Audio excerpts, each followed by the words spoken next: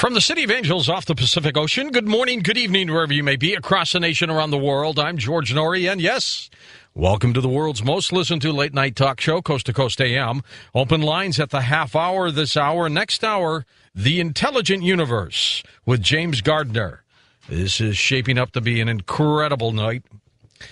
Well, here we go. Iran's President Mahmoud Ahmadinejad has rejected international calls for Iran to suspend uranium enrichment. Now, this is a day before a UN deadline runs out. He said Iran would only do so if other countries seeking the suspension stop producing nuclear fuel themselves. Mr. Ahmadinejad said that he wants talks on his nation's nuclear program, but only if preconditions were imposed. Details have emerged of U.S. contingency plans for airstrikes on Iran. The U.S. insists it is not planning to attack and is trying to use diplomacy to persuade Tehran to stop uranium enrichment. Iran insists its program is for civil use only, but Western countries suspect Iran is trying to build nuclear weapons. Hossein Hijazi is a program director and show host for KIRN 670 Radio Iran in Los Angeles. He's been invited to take part in many radio shows. He's an active member of the Iranian community. Hussein holds a weekly radio show talking to scholars and analysts regarding Iran. We're going to chat with him very briefly now about this situation. Welcome back, Hussein. How are you? Good evening, and thank you very much for having me on your show, Mr. Nouri, and it's a pleasure to be here. My pleasure. Now, this situation with Iran still seems to be heating up. Even though they keep coming up with new deadlines, it seems like we're coming to the end here. Are we? Yes, and it's very unfortunate because despite the fact that there are some moderate people in Iran that are inside the government that are trying to stop Mr. Ahmadinejad, for some reason, he keeps going with the rhetorics that he has started, and we don't see any change on his tone of voice. Now, we had you on a couple months ago. You thought, well, I don't know, maybe diplomacy might get something resolved here. At this point, Hussein, what do you think might happen? Well, from what we know about the regime of mullahs, they are very, very smart on playing games to the end, and then with some kind of with some kind of action, they can just find a way to get away from what they have said before. But this is just a wishful thinking as far as I'm concerned, because I was hoping that by now they learn the lesson and know that this is a dangerous game that they are playing. But another side of the story about their beliefs, their fanaticism, and the belief that this person has to the 12th Imam that is going to come and help him to conquer the world and do all those nonsenses that he thinks is something that makes everybody concerned. What does your experience tell you that could happen in the next couple months? Well, I'm hoping that those moderate forces in Iran that are getting together, and they have made a coalition of the ex-presidents, means Rafsanjani and Khatami, and they had a declaration today that they don't want this to go any further from what it has been so far. We are hoping that those forces can balance the situation and get to a type of resolution with the United Nations, or we may go some further and get to a point that with new rules and new statements from United Nations Security. I understand. Now, I'm sorry. Those. Now, also, 11 Revolutionary Guard members were killed. They were bombed. The suspect was hanged in the scene of the crime there. Yes. What's happening internally there, Hussein? Well, internally we have had this commotion and this situation, this agitation in one part of Iran, which are Baluchis. These people are, there's a provinces in Iran by the name of Sistan. And there are these people that have been under pressure a lot because they are mostly Sunnis. And this uprising over there is nothing new, and it has been going on for a long time so far. Do the Iranians expect the United States to attack? They do. They're very concerned. They're very concerned. And do you believe, as an expert in Iran, that is a likely possibility?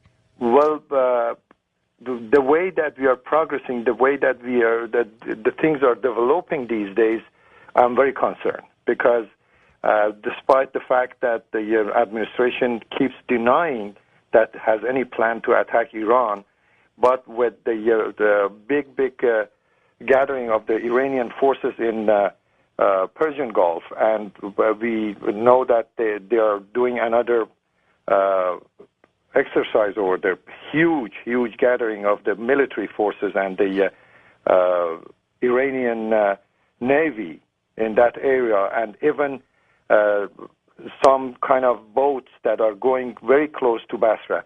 You have to be familiar with the geography of that place, which you can see each other.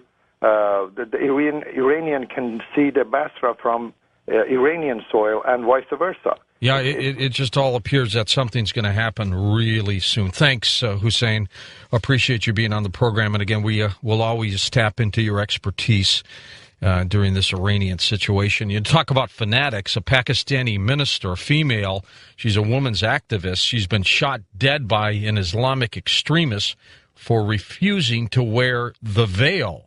She was killed as she was about to deliver a speech to dozens of activists by a fanatic who believed that she was dressed inappropriately and that women should not be involved in politics. As President George W. Bush struggles against legislative opposition to a strategy to increase U.S. forces in Iraq, a top ally has now moved in the opposite direction by offering a drawdown schedule for its forces. Prime Minister Tony Blair of Britain set to announce a new conditionally based plan to make it possible to bring 1,500 British troops home from Iraq in the next several weeks.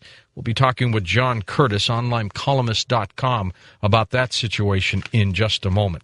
Pharmaceutical giant Merck & Company is immediately suspending its lobbying campaign to persuade state legislatures around the country to mandate that adolescent girls get the company's new vaccine against cervical cancer as a requirement for school attendance. The drug maker had been criticized by parents, doctors, and this program for quietly funding the campaign via a third party to require 11 and 12-year-old girls to get the 3-dose vaccine in order to attend school. A Brazilian woman is set to sue a hospital after discovering that the cause of her 23-year-old stomach ache was a scalpel left in her body. The 5-centimeter scalpel was found in her lower abdomen after doctors took an X-ray. Doctors at a public hospital left the surgical instrument there in 1984 when she gave birth through a C-section. And also I get this email in from Dave. He says, George, Sunday night around Seattle was covered overnight with a heavy accumulation of dust. No, it wasn't snow. It wasn't volcanic ash.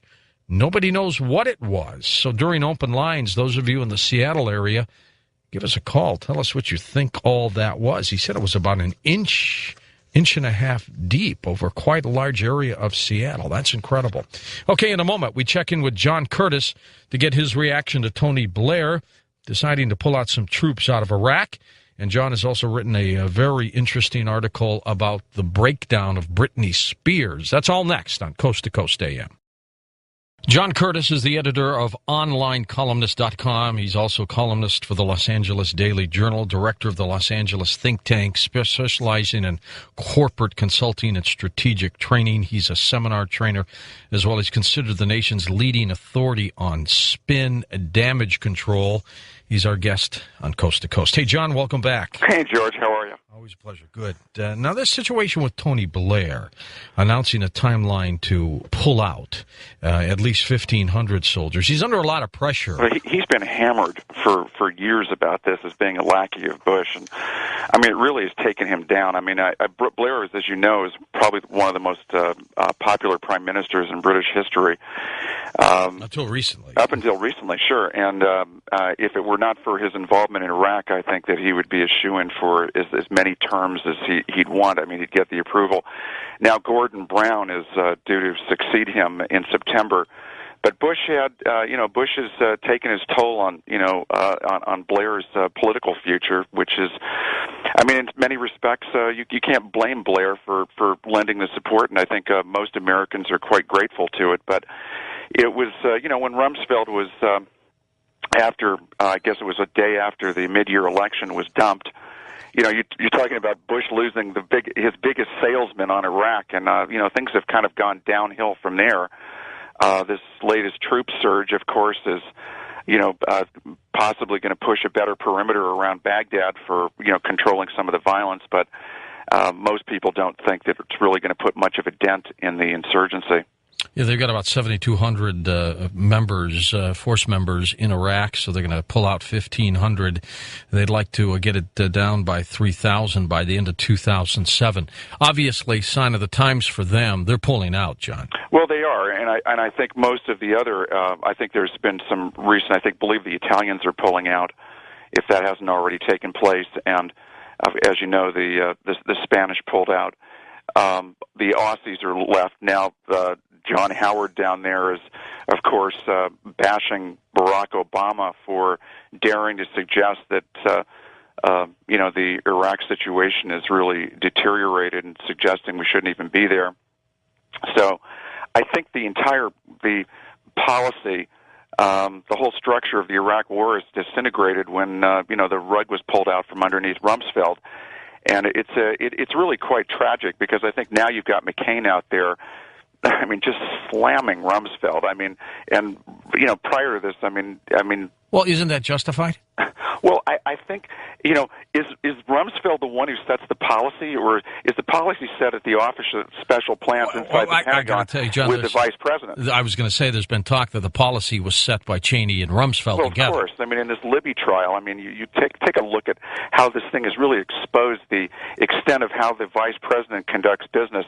I mean, right in front of the American public, I mean, just right out there has been exposed that Vice President reads the New York Times. Well, he doesn't like what somebody writes an op-ed piece, so he decides, well, here, take this information. His wife works for the CIA, and basically, let's retaliate. Let's trash her. And so this is, and the thing about Libby that I think is so tragic in a way is that there's an expectation. It seems like in Cheney's office at least, and it looks like in the White House also, that these are not elected officials. These are kings, and the people that work for them are to commit any act of treason. It seems that lie, cheat. I mean, to do anything in order to protect their boss, and that's the tragic part for Libby. That's what he was doing. I mean, the guy was just trying to protect Cheney up the chain of command, and look at the mess that he got himself into, and the exposure of the public relations damage that they go through, the machinations to deal with one man's editorial that only talked about the fact that they twisted intelligence. I mean, really, what did Wilson really say that everybody else? Okay, well, let's not talk too much about that. I'm more concerned about the Iraq situation. But I mean, I think it's all connected. It's all connected because Iraq, the British pulling out, and the questioning of the whole basis for the war, and now the 2 years of continuous denials on the part of the White House, and that there's a civil war going on, and that the U.S. is between it, and we're getting hammered over there. I think it's all coming to roost right now. Do you see this as just a ploy to slowly pull out of Iraq and concentrate on Iran? Well, I don't think there's any question that they're going to have to deal with Iran, and I think your guest is, I think his instincts, you could really perceive his instincts of something in the works over there, and I do think that, Bush has made it emphatically clear that he is not going to allow Iran on his watch to obtain a nuclear weapon, and I think if that involves, and frankly, I think as unpopular as it is in Iraq, George, I think there's a lot of people in this country who also concur with Bush that Iran is really the danger in the region. It never was Iraq, and they do have to do. They're going to have to deal with Ahmadinejad on this issue. They cannot allow this country, who've already stated, that they are going to, they'd like to wipe Israel off the map to develop a nuclear bomb. And us too. Yeah, and us too. And, other allies in the region. Well, and see, that's the problem. I think had Ahmadinejad kept his mouth quiet, he might have had a little more support from people if he continued to have said, look, all we want this for domestic reasons. Right. We want this for power and energy. But instead, he's talking about destroying everybody. I mean, what are you going to believe? Look, the guy hosted a Holocaust denial conference. He is basically been spewing this kind of hateful rhetoric out and making threats against other nations. And here's a guy that wants to enrich uranium. I don't think so. And, yes, had he kept the diplomacy a lot more quiet, had they played their cards close to the vest, Iran, there wouldn't be quite as much of an uproar over the enrichment activities that are going on, because nobody really trusts him and the current regime that's in power. Russians are saying that if we put a anti-missile defense system in some of the Eastern European countries, they're going to aim their missiles at those countries. They're getting tough again. Well, I think, when you look at Putin, who has really dismantled the free press in Russia and really gone back to the old Soviet-style control. Has. I mean, we're talking about under Bush's watch. I mean, and I think this is really, Bush has talked about he looked in Putin's eyes and he saw a good man, but really what he was seeing was really a facade of a very evil individual that he has really systematically taken all of the reforms under Boris Yeltsin and Gorbachev, and he's really dismantled them. You look at the Russians, what they did to Vladimir Khodorkovsky, and basically putting him in a prison in Siberia for controlling Yukos, their major oil company, and went from eating beluga caviar to drinking fish soup. Yeah, you're probably right about that. No, it's Just true. a few more minutes to go here. I want to get your reaction. You have a column on your website, online, columnist.com, about Brittany's breakdown, and you're one of the few people to really be sympathetic to this situation. She does need help, doesn't she? Oh, it's a desperate cry for help, and I think there's so many really brilliant and geniuses out there who are creative people who have a bipolar disorder and go untreated, and they wind up killing themselves, like Anna Nicole Smith wound up doing inadvertently. Of course, we don't know really what the cause of death, but right. I think most people suspect that it was somehow either an inadvertent or some kind of drug overdose or of that kind of nature. But I think the same thing could be true. When somebody starts, chopping off their hair, I mean, it's definitely a cry. It's one step removed, basically, from slashing or cutting themselves. And I think in her particular case, it's unfortunate because these people are, the tabloids really play up the kind of glitz and glamour connected with the rich and famous, and I think in her case it's another tragedy of an undiagnosed bipolar disorder that has really gone untreated. And hopefully, in this rehab, if she really stays with it, then somebody will get her on the right medications and she can go back and resume her career. Well, let's hope so, because she's doing all this right before a custody battle for her two baby sons. Well, and she has, and when you've got somebody binge drinking and out, running around in the party scene, it doesn't really look good to a judge as to how responsible the parent is, and I think that even though that she's got some people testifying what a wonderful mother she is, I think the facts speak for themselves as far as the way she's running around. It doesn't speak well for her parenting skills. Johns, thanks again so much, and we're going to sit back and see what happens on this Iranian situation. But I'm predicting in less than 2 months something will happen. Yeah, I'm that's my read also. That I think that the U.S. is going to take some kind of action. Okay, thanks. All right. Appreciate it. John Curtis, online, columnist.com. If you want to go up to his website, right there at the bottom, there's a section icon that says articles. You can click that. When we come back, we'll have open lines. Those of you listening to us on KVI in Seattle, if you want to check in with us and tell me about this dust that's out there, what is it? Here are the phone numbers. West of the Rockies, 800-618-8255. East of the Rockies, 800-825-5033. First-time caller line is 818-501-4721, and the wild card line, ready to roll at 818-501-4109. I'm George Norrie. This is Coast to Coast AM. Circle the calendar. Friday, March 2nd, I'll be in Houston at the Verizon Wireless Theater for an event, and we'll be doing Coast to Coast from our affiliate. Go to ktrh.com and get all the information on that event. And going out. By the way, if those of you want to bring copies of Worker in the Light, because they are not going to be sold at the event, but if you want to bring them, I will sign them for you, so don't worry about that. But go to ktrh.com and then click on the information on tickets. And if you can make it out there Friday, March 2nd, it would be great to see you. Okay, welcome now to the open line portion of the program. Let's go to our wild card line. You're on the air with us. Hi there. Where are you calling from? You speaking to me? Yes, sir. Okay, I'm Tommy from Seattle, and I didn't see any dust. I live in the south end of Seattle near SeaTac Airport, but it's entirely possible that the jet stream picked up dust from the Gobi Desert or eastern China and dropped it over in Seattle. From eastern China? Well, sure. The Japanese were using balloon bombs during World War II, so it's entirely possible that the dust would come over here from there. Okay, now have you heard anything about the dust before this program? Only that it had some mystery to it, and that was about it. Okay, I'd like to get to the bottom of it. Hey, thanks. Appreciate your call. First-time caller line, welcome to the program. Hi there. Hiya, George. Frank from Newark, New Jersey. Sure. Yes, I was reading something by Dr. Raymond J. Moody where his new work is an introduction to a book called Life on Other Planets that was written in 1758 and by Emanuel Swedenborg. Mm-hmm.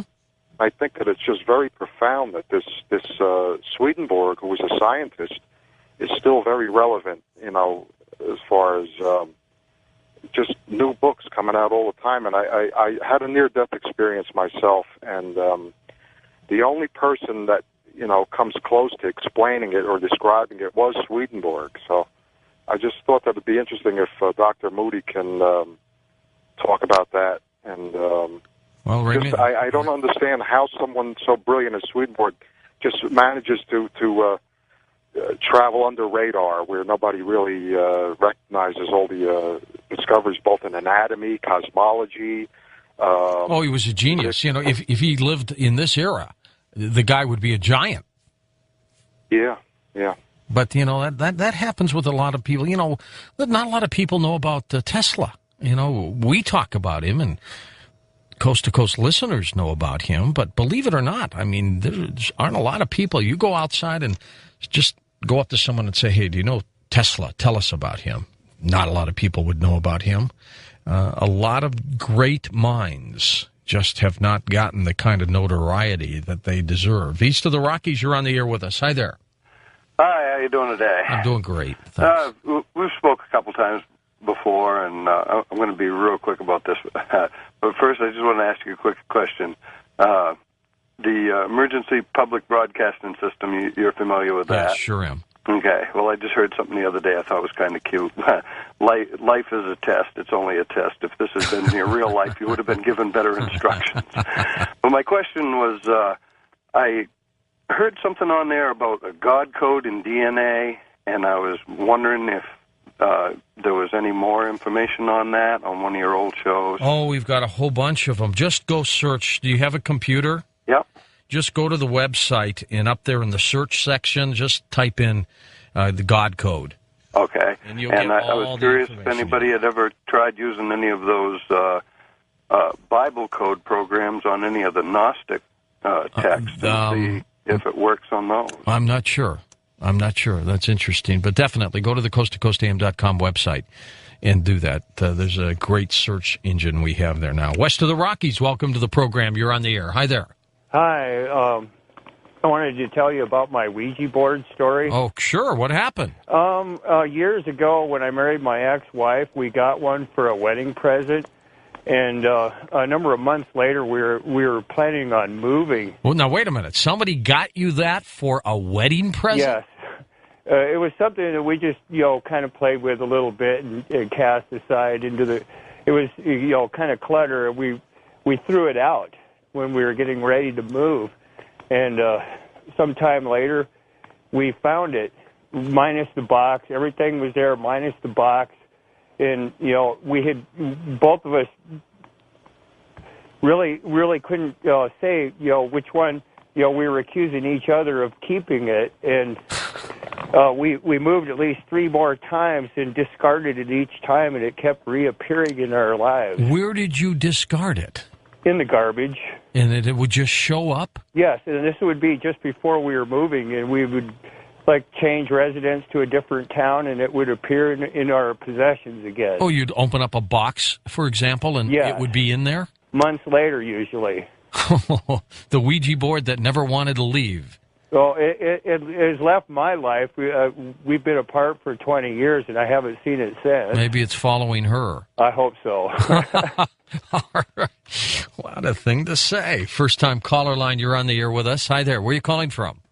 I'm from Houston, Texas. Well, I will be there soon. How are you? Just fine, and this is Derek. Okay, Derek. First-time caller. I wanted to comment and agree with some of your earlier callers and interviewers. I do believe that we will have a conflict with Iran in the very near future, but I think it's important that we observe Vladimir Putin, because I think he's going to play a very, no matter what the world scene is, Russia is always going to be there, I believe.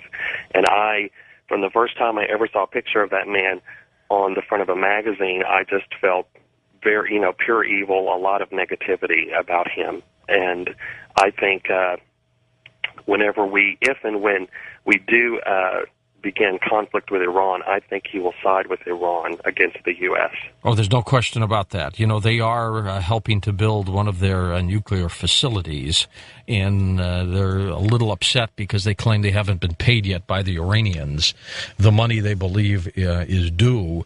But I agree with you about Putin. I don't think he is to be trusted. He has got a look of evil in his eyes. Mm-hmm. And very much so. You know what? They are capable of pulling something. And, definitely. They have far too much power to be removed from the equation. Yes, absolutely. Very perceptive. So. Okay, thanks. Appreciate you being on the program. Next up, we'll go to our wild card line. It is your turn. Hi there. Good morning. Yeah, George. Yes, sir. Take it away. Hey, George, this is Mike. I'm a truck driver out here in the state of Texas. Well, welcome to the show, Mike. Okay, I tried to call you when you had the numbers lady on, and I wanted to call and ask you the significance of 666 and how it pertains to your daily life and everything. Because I had a day where everything that popped up contained a 6. Like my meal started out was $6.66. I was pulled over by a state patrolman at the 66-mile marker at 6:26. His badge number was 6676. I was given a fix-it ticket to fix the trailer. Yeah. Because I had some problems on the trailer, and the bill come up to $626.66. It was a pretty weird day, and I wanted to call and see what you thought about it and what the significance of it would have been. I think you're the devil, Michael. Oh, God, I hope not. No. Well, I got to tell you, it's the sign of the beast, right? Well, I agree there, but no, I know I'm not. At least I hope to God I'm not. There is a priest. His name is DeJesus, and he claims that he has the number 666 on him. I'm trying to have our producers find him because he doesn't live in this country. He says he is God, and he thinks 666 is something good. I don't know. That's kind of weird that you see this all the time. You sound like a great guy. I don't think there's anything evil about you, but I don't know why that number pops up around you all the time. I don't either. That's why I wanted to. Like I said, I tried to call when you had the numbers lady on because I sure would have been interested in how she thought about it and everything. Yeah, we got to get her take on that. Okay, all right. I appreciate it. Thanks, Mike. Appreciate you being on the program. West of the Rockies. Hello there. Hello, George. Yeah, hi. Hi, this is Dan in Mission, British Columbia. Hi, Dan. How are you? I'm great. I've been listening to the program for about a year now, and there's been a lot of talk about Thunderbirds. And I'm originally... In Thunderbirds, to people who don't know, we're not talking about the car. We're talking about huge birds. Exactly. I'm sorry, George. I'm not much of a car buff. So, that's okay. Anyway, I'm originally from Kenora, Ontario, and that's on a large lake called Lake of the Woods. And there's an island down in an area called Sabaskong Bay, and it's a small, tiny... I've never been there, by the way, but I've just heard about this, and it's in old explorer guides. And in the center of this island is a big nest, like a ring of boulders. And apparently it's been there for as long as anyone can remember. How big is the nest? Again, it's not in any of the newer... This isn't described in any of the newer explorer guides, but it says that it's a very small island. So I would imagine maybe a person could probably lay spread out in it. Maybe it's not huge, but well, that's a pretty good sized nest, though. If it was built by birds, exactly. And I used to work on at a casino on a native reserve back there, and I got to know quite a few people there. And anyone you asked, they would tell you either they've seen something like that, or their grandparents have talked about it. And it's something that's been passed down in their family through generation. These stories about these huge birds, and apparently Lake of the Woods, which has over 14,000 islands on it, was a popular place for these birds to nest when they were coming from either from way up north or wherever they were coming from. And I believe that these birds still exist. I do too. I mean, I haven't seen one myself, but actually, I was talking to my brother and on the phone last week, and he was telling me that a native fellow he works with saw these birds on the side of the road when they were coming back from work one night, and he just said that the height of them was like a five and a, it was almost like the height of a man that was about 5.5 feet high or something like that, standing, but it was a bird, and this was standing. I mean, I don't know. You've heard the story of Mothman, right? Yeah, I'd like to see the movie. I've heard the story. Yeah, well, I think it could be a huge bird. And if that thing is standing, people would think that it's some ghoulish human with wings. Yeah, exactly. And well, yeah, I mean, it's you'd think that, because you wouldn't think that a bird would be that tall. And I mean, I can't imagine what would go through my mind if I saw something that big, that had wings on it. I tell you what, you run, because that bird has been known to swoop down and pick up small animals. There was a case, I believe it was in Illinois, where it swooped down and picked up a little kid, and his mother came out and it smacked the thing with a broom, and the bird dropped the little kid. He wasn't up too high. I mean, unbelievable story, and his jacket ripped. East of the Rockies, you're on the air. Hi there. Good day. Good evening, I should say. Hi. Yeah, I was trying to have your call screener just take a look at the computer so you could tell you without saying it myself, but because I don't remember the name of the article or the name of the paper that it was in. But they were talking about the strange dust over the Washington area. It wasn't just Seattle, but it was like surrounding areas. All over the place, certain areas. But they had talked about how the first article was about how it was just this mysterious dust, and then it had a link to another article, and it talked about how the mysterious dust, somebody ended up scooping it up and made or analyzed it, and they said that it was, I believe, spruce and juniper, some pollen. Pollen? Yeah. That much pollen? Yeah, they were saying that every, once in a great while, conditions are just right to be able to produce all this, and that certain pollens don't have as bad of a allergic reaction to certain people. How weird. Because, but like I said, we're talking about an inch thick, right? Yeah, they were showing like a big pile of it in one picture, and like some of the chunks. I mean, it to me almost looked like certain gunpowders or fireworks type, material. Well, where would it come from? The trees in the forests out there? Yeah, that's basically what the other article was stating, is that it was in that area that the conditions were just right, and that the heat was good enough, and that it built up and spread it around. How bizarre. But like I said, I found that off of Alex Jones's website, Prison Planet. All right. And that was in the last 4 days, because it was like a day or two after that first caller that made a mention about it. All right, very good. Thanks. Appreciate that. Pollen, huh? Wildcard line, you're on the air with us. Hi there. Hello, George. Yeah. Hi, David from Alien Ship. How are you? Fine, David. How are you? Fine, thanks. I was looking for you at the expo. I missed you, but I catch Sean Morton, and we were talking about Pole Shift of 2012. It's happening, Dave. And I want to send all good energies to all people and humanity at this moment to focus and send love and positive energy towards this moment at the 2012. As we approach, the pressure on the news and events gets worse and worse.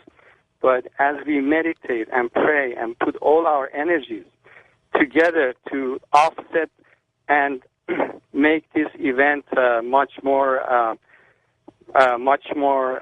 happy for everybody, for ascension, for a good side, not the evil side, but the positive side.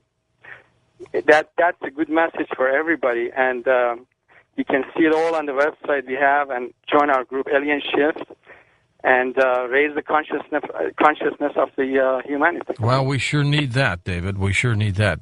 He sounds a little like Dr. Louis Turry, doesn't he? Let's go to our next wild card line. Welcome to the program. Hi there.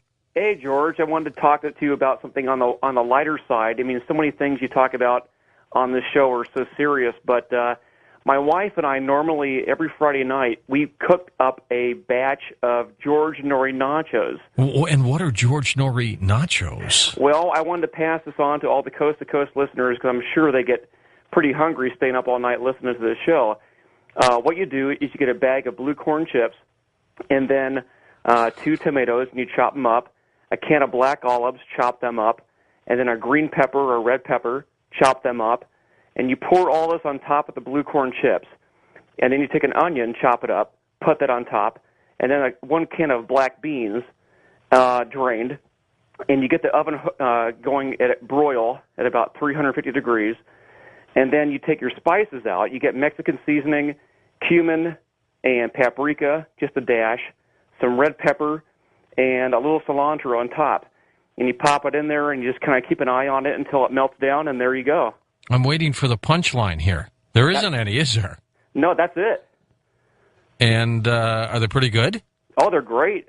They're great, and whatever's left over, my son will eat them in the morning. All right, and you listen to our Friday night open lines, I guess, when you do that. All right, that's pretty good. We get to send that in. We were working on a cookbook. Maybe we'll put that in as one of the recipes. You never know. Let's go to our next wild card line. You got about a minute. You're on Coast to Coast. Hi there. Oh, heavens.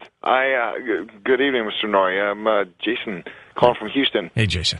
I look forward to your show here on the 2nd. Thanks.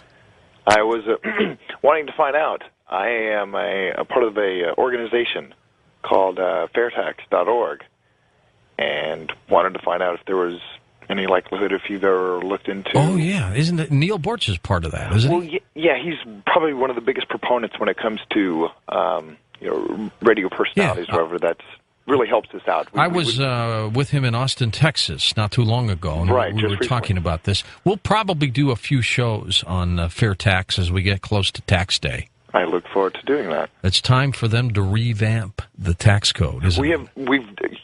We have more co-sponsors now just in the past month. What do you propose, a use tax or just a flat tax? It's not a VAT, it's not a flat. Basically, we eliminate, and with all due respect, Mr. Nori, I'm not a spokesperson I understand. To do this. In fact, I'm the guy who... You're just giving me a highlight. Yeah, we basically eliminate all federal taxes across the entire, everything. Estate taxes. Wow, you know what? Income, everything. We'd all save a lot of money if we could do that. But no, we will be doing some programs on it. That affects every American who works. I'm George Nori. We'll be back in a moment on Coast to Coast AM. James Gardner, our special guest, The Intelligent Universe.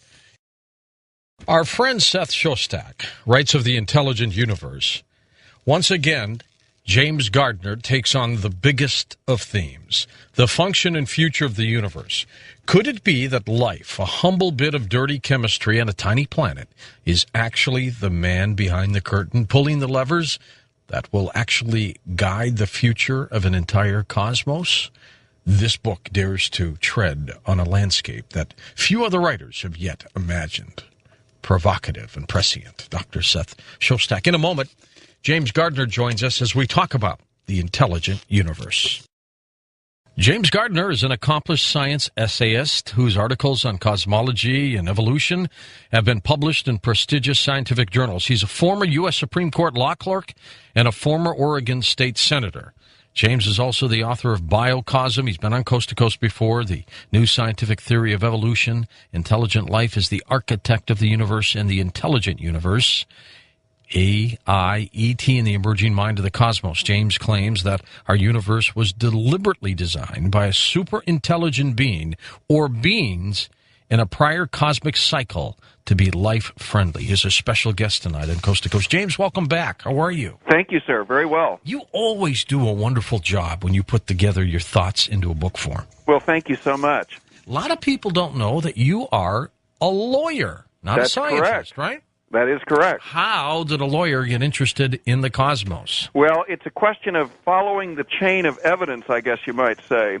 And what my role is as a lawyer and as a bit of a scientific amateur is not to really serve as an experimentalist or a number cruncher, but rather kind of a synthesizer, kind of a map maker, putting together a host of ideas from a variety of disciplines and seeing how they all fit together. Subtitle of the book is AIET and the Emerging Mind of the Cosmos. What does that mean? Well, AI and ET are the means by which the universe becomes intelligent. And let me just say what I mean by an intelligent universe. It means, to paraphrase astrophysicist Paul Davies, that the laws of the universe are cunningly contrived to coax life and intelligence into being against the raw odds. It means that life and intelligence are cosmic imperatives. And it means that the laws of physics have somehow almost miraculously engineered their own comprehension through the medium of our human minds. James, there's one picture in the book of the Cone Nebula where stars are being born in it. Yes. And it is absolutely startling. I've seen the picture before, but this is a great picture. It's a big one in your book. And when I saw that, to me it looked like a nest with eggs in it. And I just couldn't stop but wonder, the universe could very much be alive as well. I believe, in fact, that the universe is in the process of coming to life, and it has already accomplished that feat in at least one corner of the cosmos. That's our world, and it's done it through the birth of life here on planet Earth. And I firmly believe that this is not the only venue where that has occurred. You know, when we talk tonight about the intelligent universe and how you believe it was created and what it all means, a lot of people, I think, will perk up when they hear some of these thoughts about this. You know, the older I get, and I don't know if it's the same with you, Jim, but the older I get, the more fascinated I am with trying to get these answers. It's absolutely astonishing when you look at the details of the construction of the universe and you see how improbably and fine-tuned it is, how precisely engineered it is to be able to create life and intelligence. You know, and without being too biblical here, but the Bible itself is almost like a science book when you look at it, and a lot of it depends on the interpretation. But when you look at that and compare it to your book, The Intelligent Universe, it is uncanny, even though we're using different verbiage here, the similarities. Well, it's very. I have a discussion in my new book, The Intelligent Universe, about the role that religion played as a kind of entity that led to modern science. People often think that science and religion are antagonistic or that they're at war with one another, but in fact, there would be no such thing as modern science were it not for the progress that religion achieved in convincing people that there existed a rational natural order.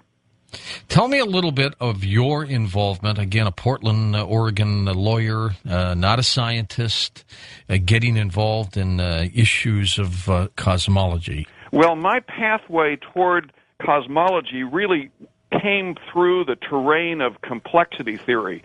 I began writing about that for the journal Complexity, which is affiliated with the Santa Fe Institute, and then it suddenly struck me that perhaps that theory might hold the key toward explaining what was perhaps the greatest mystery in all of science, which is why the universe is so life-friendly against all odds. And I simply became fixated on that issue and against the odds, I guess you would say, sort of fought my way through the process of peer review to get published in scientific journals with what turned out to be a very speculative but I hope plausible explanation. What do other scientists say about some of your theories? You know, it really varies. I have gotten very good reception from some of the most far-sighted and thoughtful physicists and cosmologists, the Astronomer Royal of the United Kingdom, Martin Rees, Paul Davies, and of course Seth Shostak, as you mentioned. Others, perhaps more of the traditionalists, have commented that the ideas are impermissibly speculative, and they've even hurled the ultimate insult at me that scientists hurl. They called it metaphysics. Well, let me tell you, Seth believes in extraterrestrial life, obviously, or he wouldn't be doing what he does for a living. He doesn't believe we've been visited, but he believes that there is intelligent life out there. Are you a believer, too, that there could very well be other forms of life like ours there? Yes, in fact, it's one of the predictions of what I call my selfish biocosm hypothesis, that, in fact, extraterrestrial life exists and that it has a tendency to develop into intelligent extraterrestrial life. I think it's basically preposterous to assume that the miracle of life's origin occurred only once and only on a basically out-of-the-way planet in an obscure galaxy and nowhere else. I think that's simply preposterous. Not quite the Drake equation, but we'll call it the Gardner equation. Yeah, there you go. You know, I think that the seed of life is the same throughout the universe. I totally agree, and I think it's written into the laws and constants of physics like a kind of real-life Da Vinci Code, a kind of hidden cosmic DNA. I think so, too. And, you know, if life has this similarity to it, I would guess that other evolved beings might look pretty close to us. That's a very interesting question. And there's a biologist, Simon Conway Morris, in Cambridge, who has come to pretty much that same conclusion. The real question is how far the process of evolution will lead life to evolve, both here on Earth and elsewhere.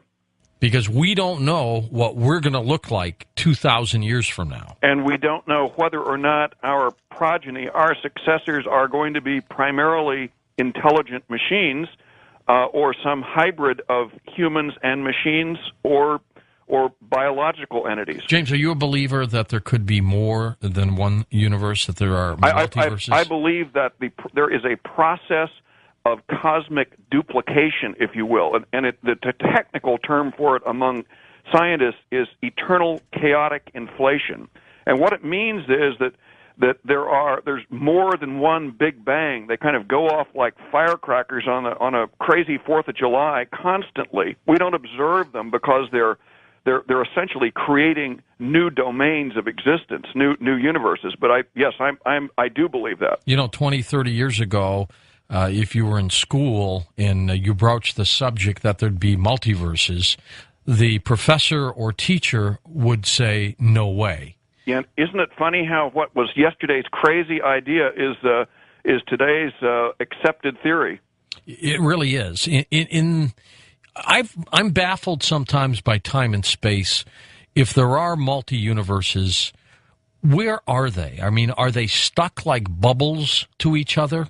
They could be, or they could simply have been like buds that essentially have enclosed themselves and shut themselves off. So they're literally completely unobservable from our cosmos. I want to do almost like a flashback with you tonight, James. I want you to tell us why you believe the universe is indeed intelligent. Well, I came to this conclusion because I was trying to figure out what might be a heredity mechanism that would enable a baby universe to share the characteristics of its parent. And we talked a little bit about that theory of eternal inflation where there's not just one Big Bang, but tons of them going off all the time.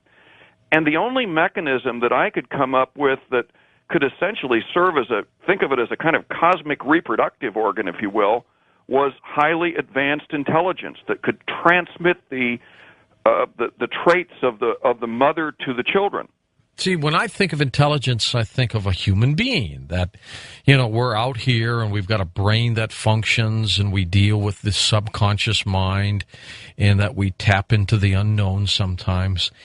The intelligence that you're talking about, where is it? I mean, is it in the stars? Is it in dark energy, dark matter? Where is it? Well, it's emerging, and it's emerging through us and through our artifacts, which are our computers, and the code for its emergence, the DNA that essentially prescribes its growth and development, is embedded in the laws and constants of physics, which are very, very finely tuned to be life-friendly, finely tuned with exquisite precision.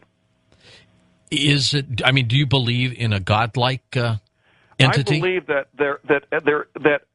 an entity or entities, as you put it in your introduction, did mediate the creation, the birth of the cosmos that we inhabit.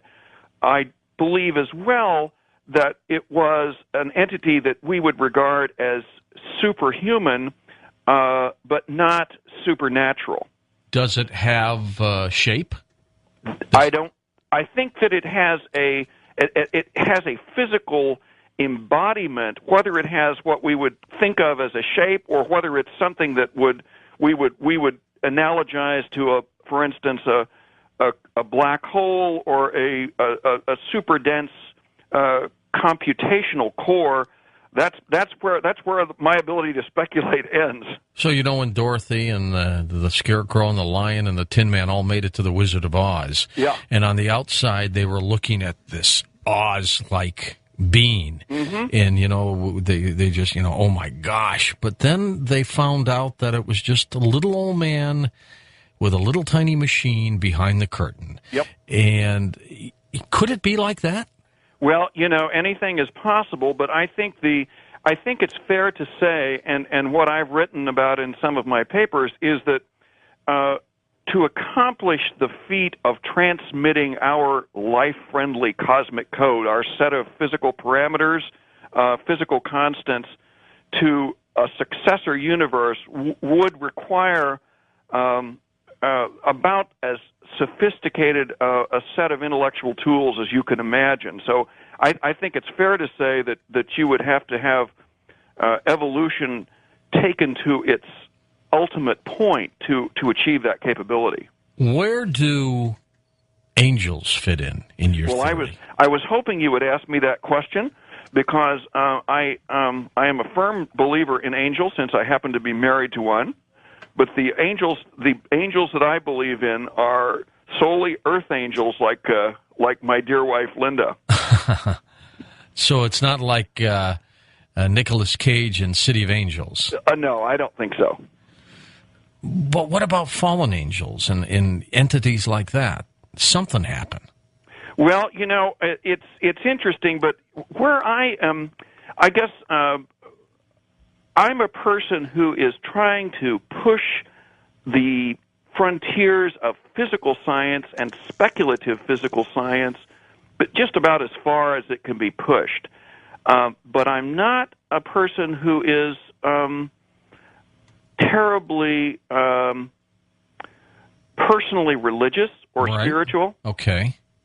But what is interesting is that I think my vision, my physical scenario, brings up a lot of thoughts that have traditionally been in the province of religion, like the ability to create a universe. That's often considered to be the hallmark of a deity. See, this is what's so confusing, though, because so many people will agree that if there is intelligent design by all this, it is what created, let's say, this universe. Let's not even worry about the multiverses right now.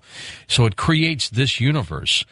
Where was it before the creation of the universe? That's what we have a difficult time trying to comprehend. It's the question that I get most often, and it's really the most challenging for me. And I have a chapter in my new book where I suggest a kind of outlandish possibility, even for me, and it is that it's possible that there is something called a closed time-like curve, in which time essentially loops around, rather than a linear line from past to future.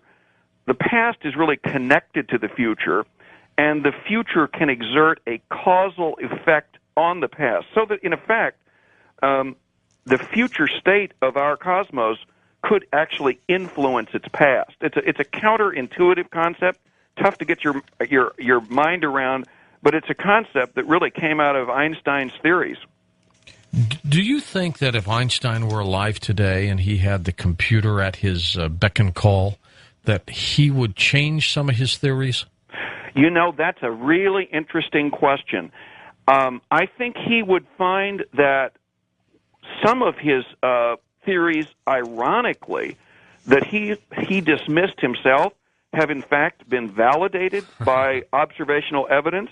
He had, for instance, a theory that there was some kind of a anti-gravity force in the cosmos, and when the discoveries were made about the Big Bang, he basically X'd it out of his equations, called it the biggest mistake of his career. And you know what? Lo and behold, we've discovered dark energy, which in fact is a form of anti-gravity. And so on that score, Einstein may have turned out to be correct. He just didn't have the sophisticated observational tools we now have.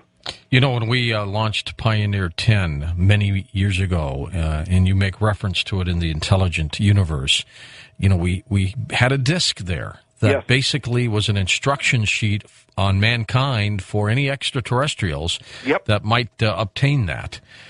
Some people were a little upset about it because they thought that who knows who would get it. And, you know, it would be a roadmap back to us. It could be a disaster. Yes. Wouldn't it be interesting, though, one day, James, if that was really picked up by something? That would be just absolutely fascinating. Or if our radio signals were picked up, which is another possibility. And, you know, you can't discount that possibility at all. Nor can you discount the possibility, the project that Seth Shostak works on, of intercepting signals that might have emanated either deliberately or accidentally from an alien system. I can't wait till they go online with that Paul Allen array of radio telescopes. Absolutely. Because who knows, then they're going to be able to hear something, I would hope. Stay with us. We'll be back in a moment. James Gardner, our special guest. His website is linked up at coasttocoastam.com. We're talking about his latest work, The Intelligent Universe. I'm George Norrie, back in a moment on Coast to Coast AM. Somewhere out there in the far reaches of the universe, where you can still get the 2 free Father Malachi Martin CDs when you subscribe to the After Dark newsletter. This will come to an end soon, so take advantage of it. These are collector items. They will not be available anytime anymore once it is done. Call 1-888-727-5505. That's 1-888-727-5505, or you can simply go online at coasttocoastam.com. James, paint us a picture for us with this entity or entities that create the intelligent universe. You know, if we're kind of eavesdropping in on them, what's going on at this moment when they're creating the universe? At this moment, we're the leading edge of that process of change. We are the creatures that are building the machines, the super intelligent computers that will essentially be the next step in the evolutionary process. We're, in effect, bringing the cosmos to life. We are transforming it into a vast cosmic mind. Think of it as building a computer as big and as powerful as the laws of physics will allow. I believe that that's literally what we're in the process of doing. Now, during this evolutionary stage, this creation stage, how did they know how to fit all the pieces of the puzzle? I mean, this universe it just seems to have a pattern to it and a system. You know, you look at just our solar system, everything seems to work. Everything is in place. The amazing thing, though, is that, you know, that wonderful phrase with which Darwin concludes the origin of species, from so simple a beginning. The truly amazing thing is that all of this complexity and diversity and intricate order can unfold from a very simple initial program which consists of the laws and constants of physics. And somehow the very process of emergence and evolution feeds back into itself to essentially modulate its own emergence. So we can, out of very, very simple beginnings, you can create a very complex entity, and that's what's going on. And we're the leading edge of that right now. Humanity is. Though I don't believe that we're going to be in the catbird seat for too much longer. I think that we're going to create essentially our own successors in the form of hyper intelligent machines. And you think these machines will do what? Well, I think they will continue. They'll be the next generation of. We talked about Pioneer spacecraft. Mm-hmm. They'll be the next generation of space exploration vehicles. Perhaps be capable of terraforming a planet like Mars or Venus. And certainly be capable of feats like mining the asteroid belt, but really, in a deeper sense, domesticating what amounts to raw nature and bending it to the purposes of intelligence. You think, James, if we ran into other extraterrestrial beings and we could communicate with them, do you think they would have the answers to the universe? You know, I don't think they'd have really any further, any truly deeper answers than we're likely to come to on our own. They could well be at a more advanced stage of evolution, and they could also well be primarily mechanical or non-biological. That's one of the theories that, for instance, the chief historian at NASA, Stephen J. Dick, has put forward, that we're likely to live in what is predominantly a non-biological universe, that we're a sort of a passing phase in that transition to intelligent machines. Machines that could be made with everyday parts, I assume. Or certainly that would be made with the everyday elements of the universe, perhaps undoubtedly more sophisticated, engineered at the nanoscale or below that. Perhaps even at the level of subatomic particles. There are two favorite lines in one of my favorite movies, Contact. Did you remember seeing that movie? I love that movie. And one was, of course, that we as humans are capable of wonderful dreams or horrible nightmares, basically. Yes, indeed. But the other great line was when she asked the alien who looked like her father, right? Did you build this machine, the machine that apparently she was in, to get to where she was? And he said, no, we didn't build it. It was handed down to us. Yes. And it was handed down to them, and it went on and on and on.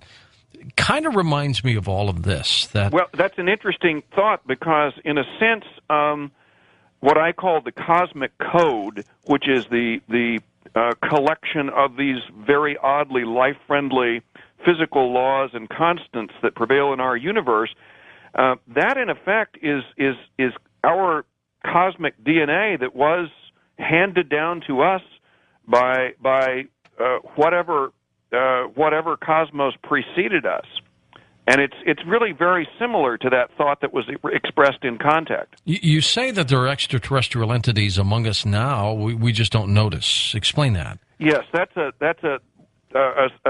statement that I actually have in my book, and the extraterrestrial entities I'll describe what I think their capabilities are. All right. And I think they're everywhere. They're in the food we eat, the air we breathe. They're inside our bodies. They've made an incredible journey from the venue of their birth to reach Earth. They have made an epic migration, millions of light years, that dwarfs the fictional voyages of the Enterprise. And you know what they are? Is it bacteria? No. What they are the atoms that combine to form the molecules from which our bodies are built. And without their special powers and characteristics, we could not exist. The really miraculous thing is that they were hammered into existence in the forges of giant supernova explosions, in some cases in processes that are incredibly delicate and improbable, just absolutely finely tuned. But without that fine tuning that, for instance, produces the element carbon, and without the voyage that carbon has made from the venue of its birth on some distant supernova to our Earth, we could never exist. And you know we're made with stardust. We are indeed. We are stardust. When you stop to think of it for a moment, that this matter of ours, just even though at death it, basically disintegrates, but it becomes more of stardust. It does indeed. It's the circle of life, and it's the circle of life. The truly amazing thing is that the story of life and the story of evolution didn't begin on planet Earth. It requires an incredibly old and vast cosmos for even one species of tiny bacteria to exist, because the stars have to go through these successions, these generations of explosion and then recouping and refusing to create the elements that are essential for life. So the true story of our evolution, of our history, extends literally back to the first moments of the Big Bang. Why, when you look at this incredible universe, even on a dark, star-filled night, and you can see the wonders of this universe and the beauty of it, why is it that human beings who are part of this wonderful universe are so full of hatred and bitterness and evil? How could that occur when you have so much beauty out there? It's a great mystery, isn't it? It sure is. And I'm often asked that question, a question like that, because I believe that the vision that I offer in the intelligent universe is profoundly optimistic. It's optimistic about the capability of life and intelligence, and what I like, the thought I like to express in connection with that is sort of echoes something that Martin Luther King once said. He said, "The arc of the universe is long, but it bends toward justice."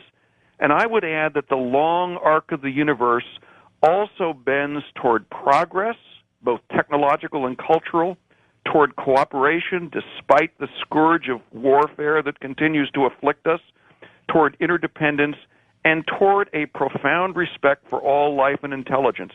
I honestly believe that's a deeper trend than the troubles that seem to confront and overwhelm us right now. So I think if you look at 10 people, I think 8 of them are probably nice, wonderful people.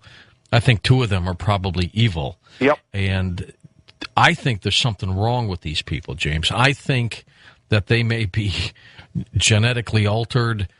They may be manipulated. There's something wrong with them. It's almost as if that this planet was used as a dumping ground or an experiment that went awry.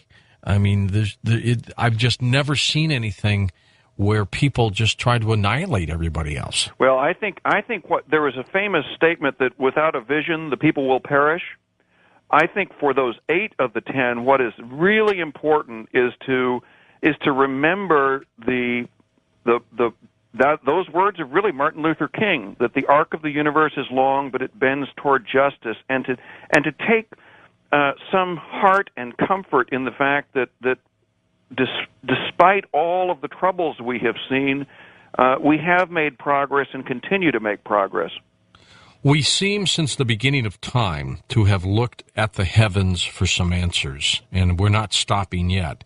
Why is it that we always seem to look up for those? Well, it's the greatest of all mysteries, and as I say in my book that that there's a time machine that's clearly visible right outside your front door.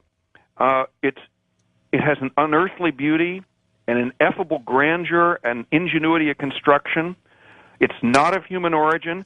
The time machine that I'm talking about is the universe itself. And what we're looking at when we look up at the nighttime sky, we're looking not at the universe as it exists today, but as a kind of cinematic image as it existed years ago, and in the case of the galaxy Andromeda, millions of years ago. So one of the reasons I think that I like to think that we look up and out is because in some deep sense we know we're looking back at our past. And what do you mean by scientists have offered two bleak answers, fire or ice? Well, they said that scientists have said that how might the universe end? Yeah. And one idea is fire. It recontracts in a kind of big bang in reverse called a big crunch, and that everything would be extinguished in a kind of raging inferno, or it might end in ice, which would be a ceaseless expansion of the fabric of space-time. Everything just burns out. Everything just kind of dilutes and cools, and the whole project simply fades into endless oblivion.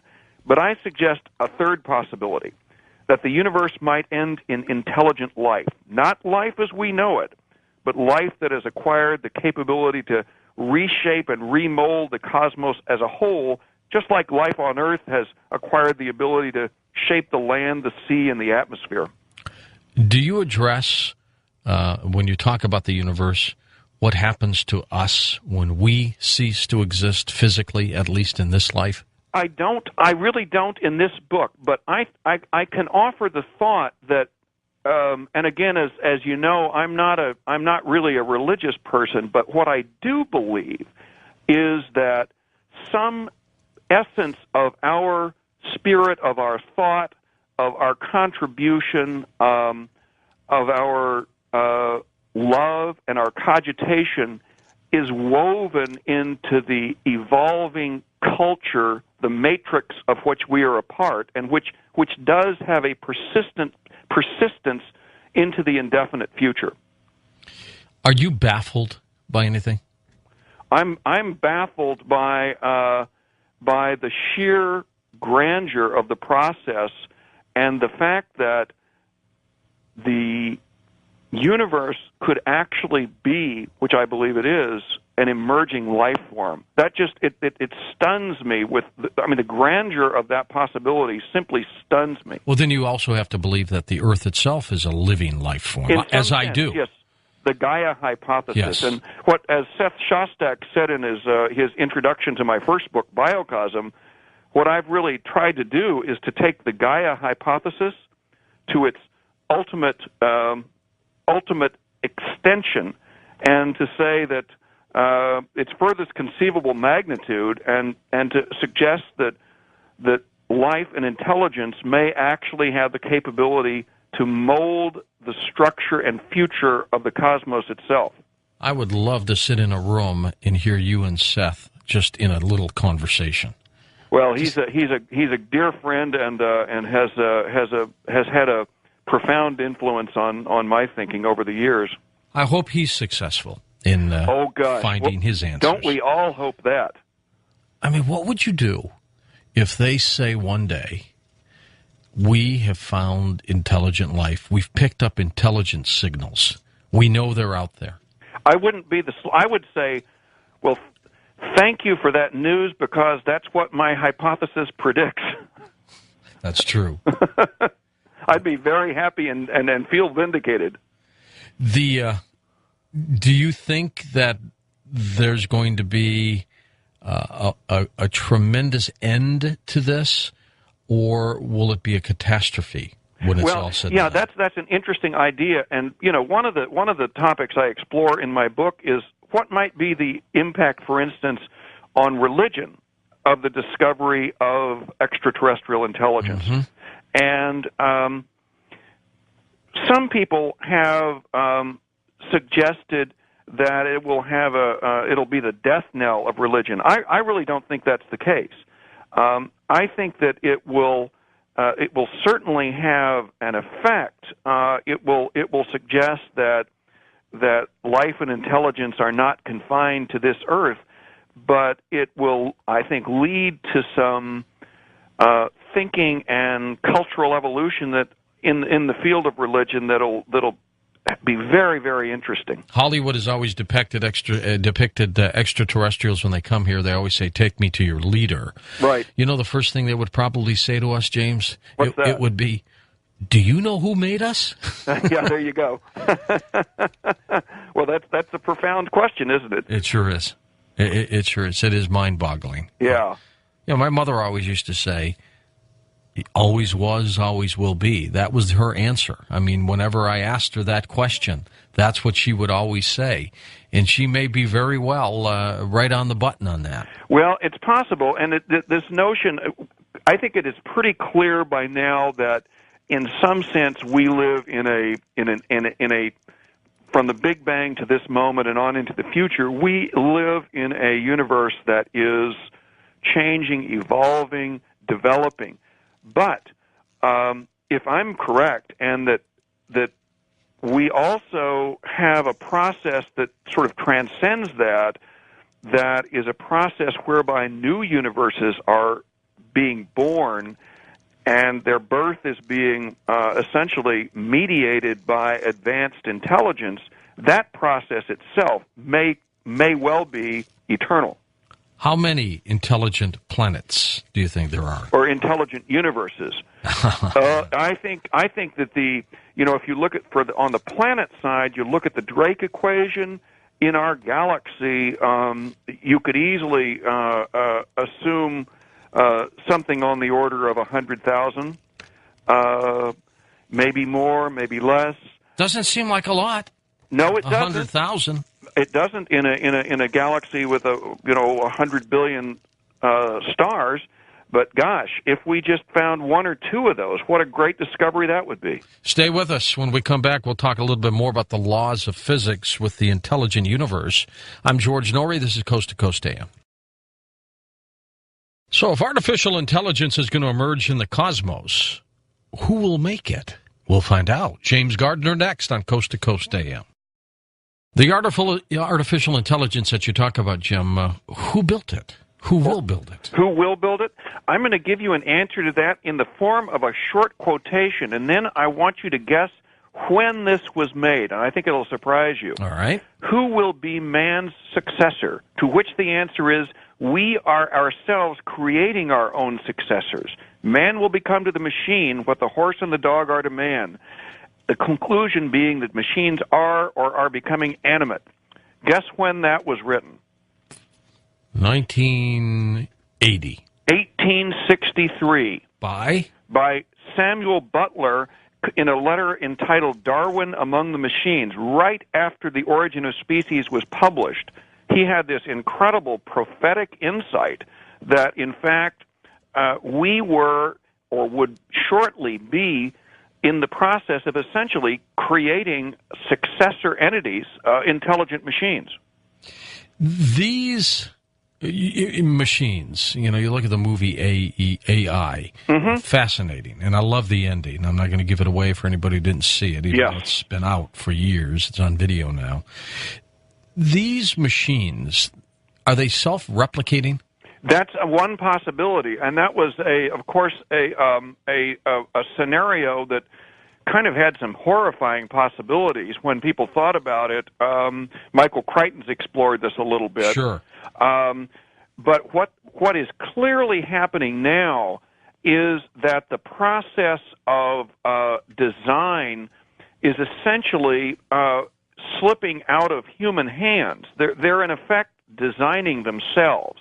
And they're doing it through a method called evolutionary computation, whereby essentially software is given the power of natural selection so that it can improve upon itself without any human intermeddling. With just about anything, there's positive, negative, there's good, there's bad.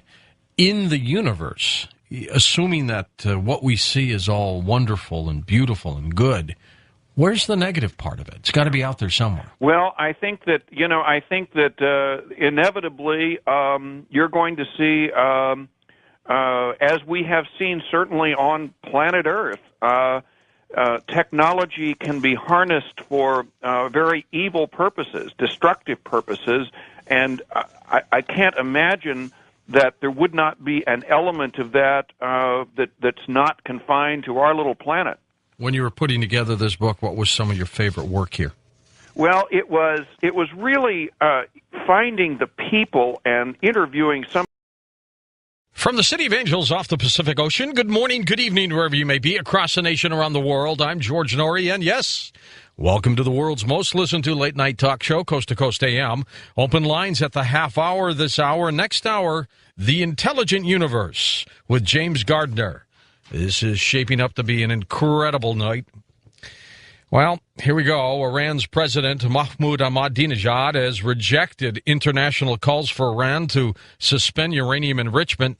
Now, this is a day before a UN deadline runs out. He said Iran would only do so if other countries seeking the suspension stop producing nuclear fuel themselves. Mr. Ahmadinejad said that he wants talks on his nation's nuclear program, but only if preconditions were imposed. Details have emerged of U.S. contingency plans for airstrikes on Iran. The U.S. insists it is not planning to attack and is trying to use diplomacy to persuade Tehran to stop uranium enrichment. Iran insists its program is for civil use only, but Western countries suspect Iran is trying to build nuclear weapons. Hossein Hijazi is a program director and show host for KIRN 670 Radio Iran in Los Angeles. He's been invited to take part in many radio shows. He's an active member of the Iranian community. Hussein holds a weekly radio show talking to scholars and analysts regarding Iran. We're going to chat with him very briefly now about this situation. Welcome back, Hussein. How are you? Good evening, and thank you very much for having me on your show, Mr. Nouri, and it's a pleasure to be here. My pleasure. Now, this situation with Iran still seems to be heating up. Even though they keep coming up with new deadlines, it seems like we're coming to the end here. Are we? Yes, and it's very unfortunate because despite the fact that there are some moderate people in Iran that are inside the government that are trying to stop Mr. Ahmadinejad, for some reason he keeps going with the rhetorics that he has started, and we don't see any change on his tone of voice. Now, we had you on a couple months ago. You thought, well, I don't know, maybe diplomacy might get something resolved here. At this point, Hussein, what do you think might happen? Well, from what we know about the regime of mullahs, they are very, very smart on playing games to the end, and then with some kind of with some kind of action, they can just find a way to get away from what they have said before. But this is just a wishful thinking. Doctors at a public hospital left the surgical instrument there in 1984 when she gave birth through a C-section. And also I get this email in from Dave. He says, George, Sunday night around Seattle was covered overnight with a heavy accumulation of dust. No, it wasn't snow. It wasn't volcanic ash. Nobody knows what it was. So during open lines, those of you in the Seattle area, give us a call. Tell us what you think all that was. He said it was about an inch and a half deep over quite a large area of Seattle. That's incredible. Okay, in a moment, we check in with John Curtis to get his reaction to Tony Blair deciding to pull out some troops out of Iraq. And John has also written a very interesting article about the breakdown of Britney Spears. That's all next on Coast to Coast AM. John Curtis is the editor of OnlineColumnist.com. He's also columnist for the Los Angeles Daily Journal, director of the Los Angeles think tank, specializing in corporate consulting and strategic training. He's a seminar trainer, as well as considered the nation's leading authority on spin damage control. He's our guest on Coast to Coast. Hey, John, welcome back. Hey, George, how are you? Oh, Always a pleasure. Good. Now, this situation with Tony Blair announcing a timeline to pull out at least 1,500 soldiers. He's under a lot of pressure. Well, he's been hammered for years about this as being a lackey of Bush. And, I mean, it really has taken him down. I mean, Blair, as you know, is probably one of the most popular prime ministers in British history. Until recently. Up until recently, sure. And if it were not for his involvement in Iraq, I think that he would be a shoo-in for as many terms as he'd want. I mean, he'd get the approval. Now Gordon Brown is due to succeed him in September. But Bush had, Bush has taken his toll on Blair's political future, which is, I mean, in many respects, you can't blame Blair for lending the support, and I think most Americans are quite grateful to it. But it was, when Rumsfeld was after, I guess it was a day after the mid-year election was dumped. You're talking about Bush losing his biggest salesman on Iraq, and things have kind of gone downhill from there. This latest troop surge, of course, is possibly going to push a better perimeter around Baghdad for controlling some of the violence, but most people don't think that it's really going to put much of a dent in the insurgency. Yeah, they've got about 7,200 members, force members in Iraq, so they're going to pull out 1,500. They'd like to get it down by... Has any plan to attack Iran, but with the big gathering of the Iranian forces in Persian Gulf, and we know that they are doing another exercise over there, huge gathering of the military forces and the Iranian Navy in that area, and even some kind of boats that are going very close to Basra. You have to be familiar with the geography of that place, which you can see each other. The Iranian can see the Basra from Iranian soil and vice versa. Yeah, it just all appears that something's going to happen really soon. Thanks, Hussein. Appreciate you being on the program. And again, we'll always tap into your expertise during this Iranian situation. You talk about fanatics. A Pakistani minister, female, she's a woman's activist. She's been shot dead by an Islamic extremist for refusing to wear the veil. She was killed as she was about to deliver a speech to dozens of activists by a fanatic who believed that she was dressed inappropriately and that women should not be involved in politics. As President George W. Bush struggles against legislative opposition to a strategy to increase U.S. forces in Iraq, a top ally has now moved in the opposite direction by offering a drawdown schedule for its forces. Prime Minister Tony Blair of Britain set to announce a new conditionally based plan to make it possible to bring 1,500 British troops home from Iraq in the next several weeks. We'll be talking with John Curtis, onlinecolumnist.com, about that situation in just a moment. Pharmaceutical giant Merck & Company is immediately suspending its lobbying campaign to persuade state legislatures around the country to mandate that adolescent girls get the company's new vaccine against cervical cancer as a requirement for school attendance. The drug maker had been criticized by parents, doctors, and this program for quietly funding the campaign via a third party to require 11 and 12-year-old girls to get the 3-dose vaccine in order to attend school. A Brazilian woman is set to sue a hospital after discovering that the cause of her 23-year-old stomach ache was a scalpel left in her body. The 5-centimeter scalpel was found in her lower abdomen after doctors took an X-ray. 3,000 by the end of 2007. Obviously, sign of the times for them. They're pulling out, John. Well, they are, and I think most of the other. I think there's been some recent. Believe the Italians are pulling out, if that hasn't already taken place. And as you know, the Spanish pulled out. The Aussies are left now.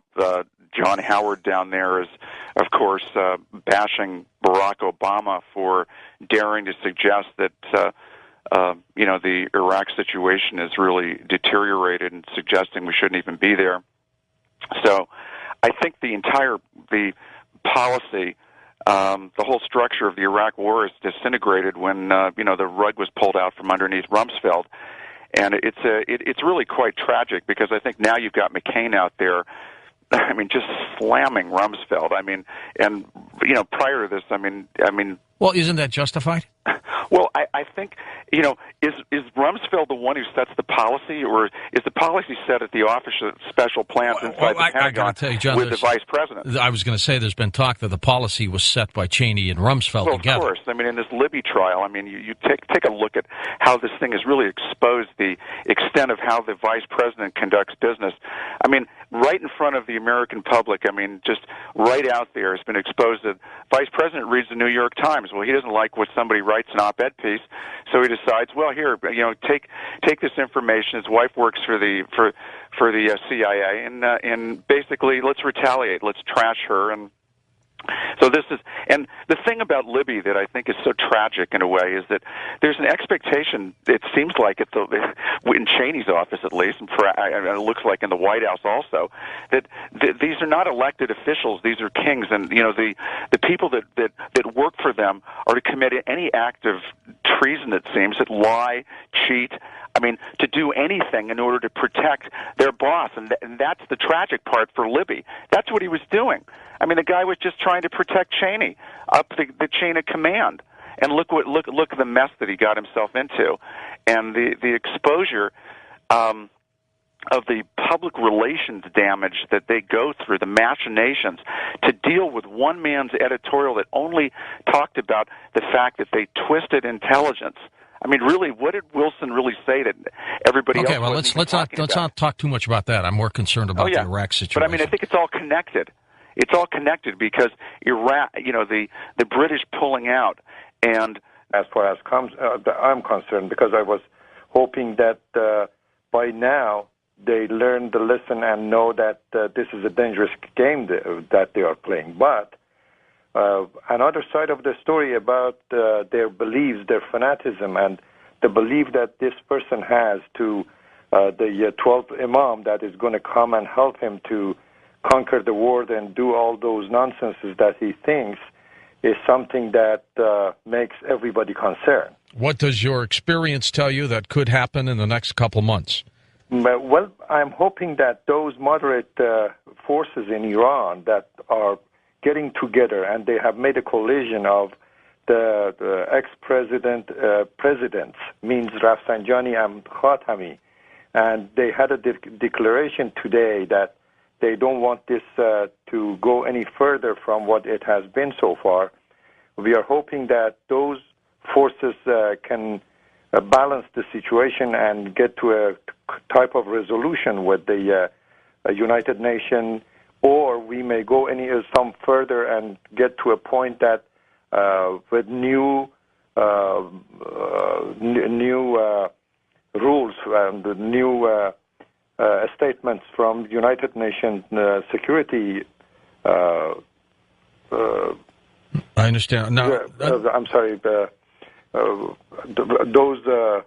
Now, also, 11 Revolutionary Guard members were killed. They were bombed. The suspect was hanged in the scene of the crime there. Yes. What's happening internally there, Hussein? Well, internally, we have had this commotion and this situation, this agitation in one part of Iran, which are Baluchis. These people are, there's a provinces in Iran by the name of Sistan. And there are these people that have been under pressure a lot because they are mostly Sunnis. And this uprising over there is nothing new, and it has been going on for a long time so far. Do the Iranians expect the United States to attack? They do. They're very concerned. They're very concerned. And do you believe, as an expert in Iran, that is a likely possibility? Well, the way that we are progressing, the way that the things are developing these days, I'm very concerned because despite the fact that the administration keeps denying